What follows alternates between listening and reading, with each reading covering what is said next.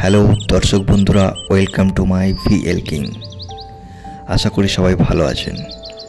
এর আগের ভিডিওটিতে আমি আপনাদের জায়গাটির নাম বলতে পারিনি। জায়গাটি হচ্ছে বোলপুর শান্তিনিকেতনের পাশে সৃজনী শিল্পগ্রাম। বন্ধুরা, আপনারা যদি আগের ভিডিওটি না দেখে থাকেন তাহলে আমি ডিসক্রিপশনে লিঙ্ক দিয়ে দেবো, আপনারা গিয়ে দেখে নেবেন। ত্রিপুরার মিউজিয়াম। ত্রিপুরার মিউজিয়ামে কি আছে এবার আমরা একটু গিয়ে দেখে নিই। মিউজিয়ামে ঢুকতেই প্রথমেই চোখে পড়ল ত্রিপুরার কালচারের যে নৃত্য, দারুণ সুন্দরভাবে এখানে রাখা হয়েছে। আরও অনেক কিছু রাখা আছে, এই যে এগুলি যেমন দেখতে পাচ্ছেন, ব্যবহৃত জিনিস এবং ওনাদের সঙ্গীতের যে বাদ্যযন্ত্র সেগুলিও রাখা আছে। বাদ্যযন্ত্রটি আমাদের এখানকার তবলার মতন, কিন্তু তবলার চাইতে একটু লম্বা। আর আছে ওনাদের যে আসবাবপত্র, নানা রকমের আরও অনেক কিছু। ত্রিপুরার বাড়ি কেমন হয় তারই একটি ডেমো ছোট্ট করে রাখা হয়েছে। আর পাশে ত্রিপুরার ঢোলও রাখা আছে, আরও অনেক বাদ্যযন্ত্র। আর আমরা ত্রিপুরার যে বাদ্যযন্ত্রগুলি দেখছি সেগুলি আমাদের এদিককার মতনই, কিন্তু একটু আলাদা আছে। এমন ওদের আসবাবপত্র, ওনাদের অলংকার সব কিছু এখানে রাখা আছে।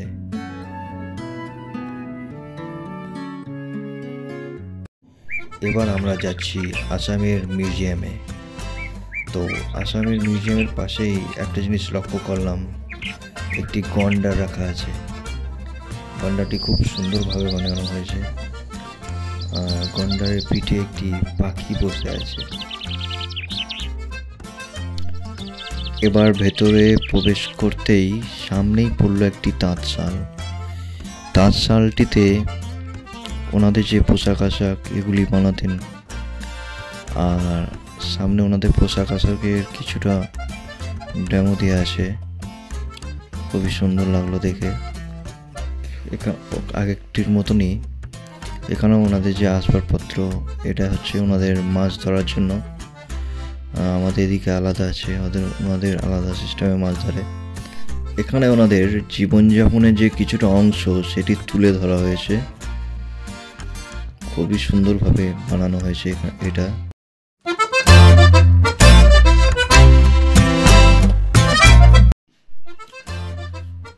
এখানে দেখতে পাচ্ছেন দর্শক বন্ধুরা, এগুলি সব পিতলের অনেক পুরনো জিনিস।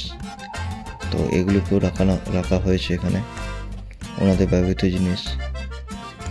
এখানে ওনাদের যে কৃষিকাজে লাগার নাঙ্গল, আরও অনেক কিছু রাখা আছে।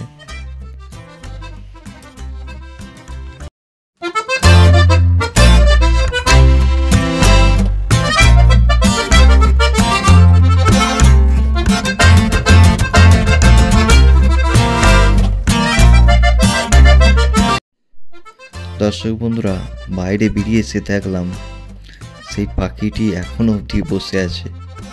তো একটু কাছে গিয়ে দেখলাম যে উড়ে পালায় কিনা। তো অনেকটি কাছে যাওয়ার পর অনেক কিছুক্ষণ বসে থেকে ও উড়ে আবার ওই গাছটিতে গিয়ে বসলো। এবার আমরা চললাম যে মিউজিয়ামটিতে, ওখানে ঝাড়খণ্ডের পরিবেশের সম্বন্ধে কিছু তথ্য জানবো। ওখানে গিয়ে আমরা দেখতে পাবো ঝাড়খণ্ডের যে পারিবারিক যা কিছু আছে, মানে কিছু জিনিস তুলে ধরা হয়েছে। তো প্রথমে ঢুকতেই চোখে পড়ল ঝাড়খণ্ড আদিবাসীদের যে সব ঘরবাড়ি এবং ওনাদের যে নৃত্য, আর ওনারা কীভাবে রান্নাবান্না করছেন, মানে দেখে দারুণ লাগছে। তো দেখে মনে হচ্ছে যে এগুলি একেবারে জ্যান্ত হয়ে আছে। এত সুন্দর এখানে বানানো হয়েছে যে মানুষ দেখে মানে পুরোটা নিজের মনের মধ্যে ফিল করতে পারে যে কেমন হয় ঝাড়খণ্ড আদিবাসীদের জীবনযাপন।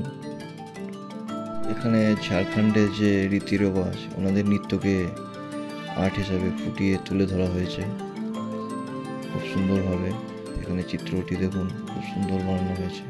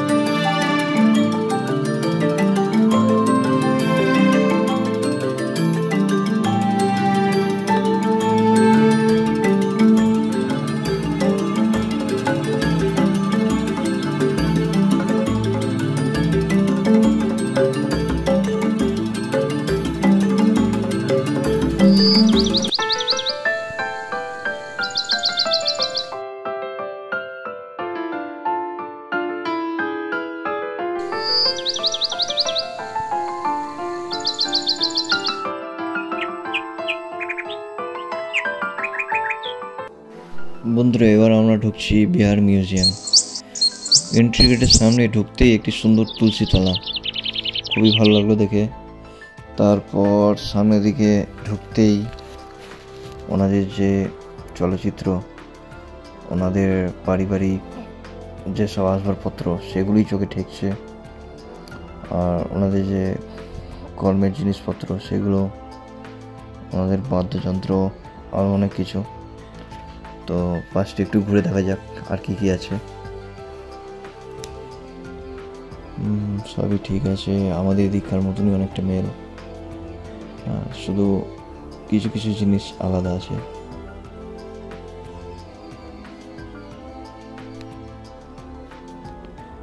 ওনাদের যে রান্নাশালের চুলো সেগুলো একই। এবার দর্শক বন্ধুরা, আমরা যাব সিকিম। মানে সিকিমটা কেমন হয় ওটা মিউজিয়ামে তুলে ধরা হয়েছে। তো সিকিমের মিউজিয়ামে কি কি রাখা আছে, ওনাদের পারিবারিক জিনিস।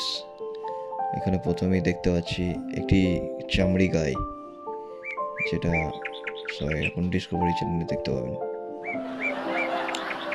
তারপর সিকিমের সুন্দরভাবে চিত্রকলা বানানো আছে। সামনে ঢুকতেই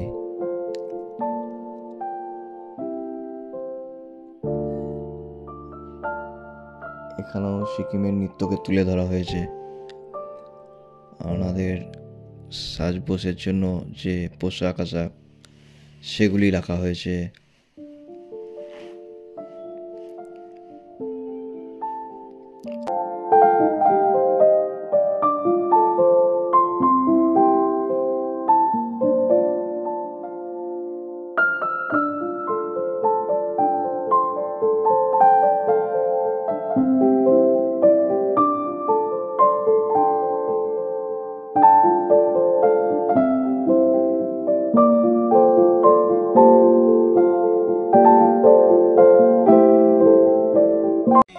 এবার বন্ধুরা আমরা যাচ্ছি পশ্চিমবাংলা। পশ্চিমবাংলায় কি কি আছে না আছে, আগেকার দিনে যে পালকি আপনারা দেখতে পাচ্ছেন বন্ধুরা, পালকিতে কীভাবে বউ নিয়ে যাওয়া হতো, তো সুন্দর বানানো হয়েছে, দেখে খুবই ভালো লাগলো। এখন তো আর পালকি দেখা যায় না। তো আমরা ঢুকছি এখন ওয়েস্ট বেঙ্গলের ঘরবাড়ি, ওয়েস্ট বেঙ্গলের কালচার। বাকি তো আপনারা সবই জানেন। তো ঢুকতেই সুন্দরভাবে কিছু ফুলের গাছ, তারপরে ঘরের উঠোনের মাঝখানে একটি তুলসীতলা বানানো হয়েছে। এটা দারুণ করা হয়েছে, দুদিকে রাস্তা, দু সাইডে দুটো বাড়ি এবং সামনে একটি বাড়ি, খুব সুন্দর বানানো হয়েছে। আর আপনারা বাকিরা সবই জানেন ওয়েস্ট বেঙ্গলের কী কী হয় না হয়।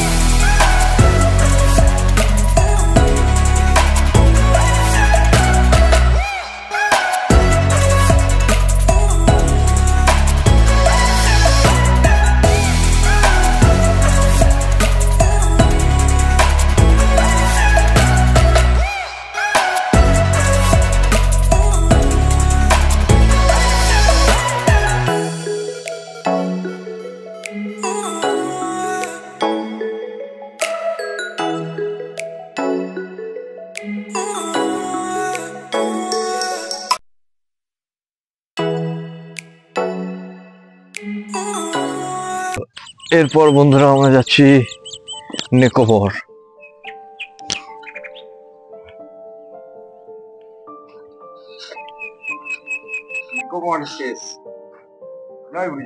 জয় গুরু।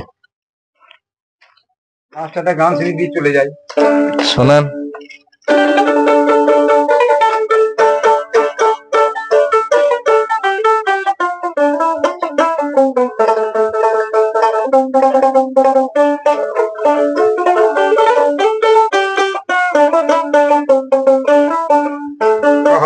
মায়া নদী কেমনে যাবি, মায়া নদী কেমনে যাবি ভাইয়া রঙিলা দেশের নায়া, মায়া নদী কেমনে যাবি বাবা ও নায়া রে,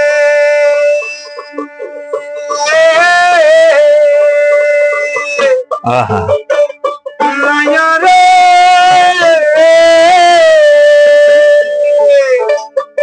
ওরে 8 ইঞ্চি মাপের দি হাউস কাঠের মাপের ঠিক, আবার 4 আঙুলে যাও না পারি দিয়া,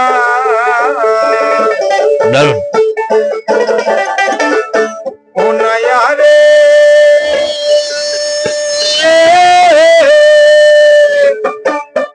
ওরে 8 ইঞ্চি মাপের দি হাউস কাঠের মাপের ঠিক, আবার 4 আঙুলে যাও না পারি দিয়া,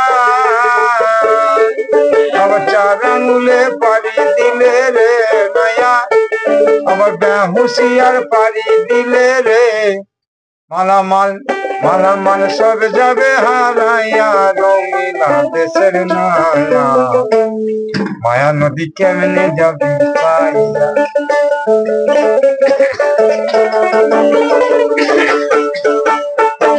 ও নায়া রে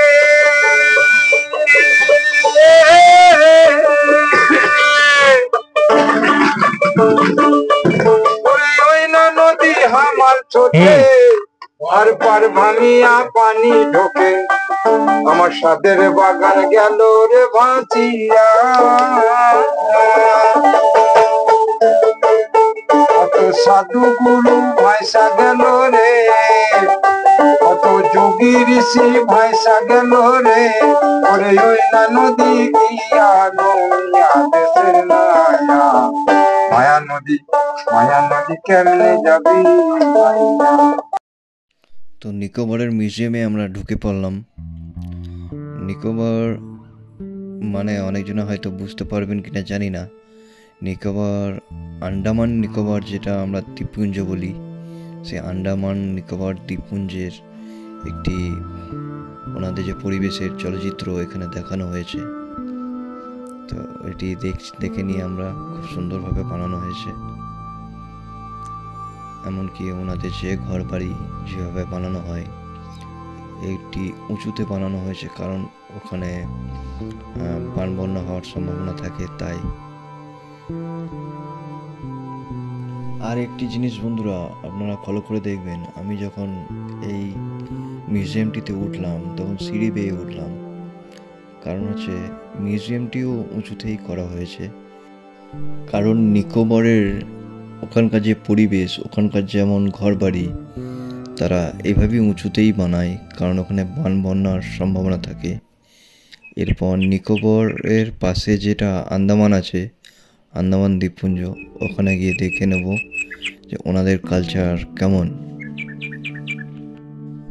আন্দামান জনগোষ্ঠী কিভাবে শিকার করে খায়, কোন কোন পদ্ধতিতে শিকার করে তারা, সেগুলি এখানে তুলে ধরা হয়েছে। চলুন একটু দেখে নিই।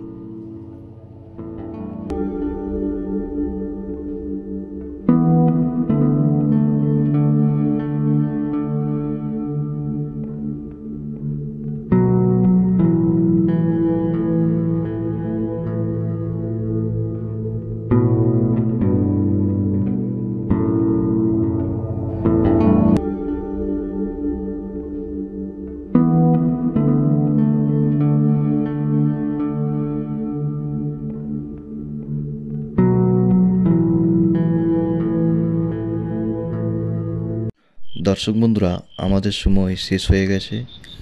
এর পরবর্তী ভিডিওতে আপনাদের সাথে আবার দেখা হবে। সবাই ভালো থাকেন।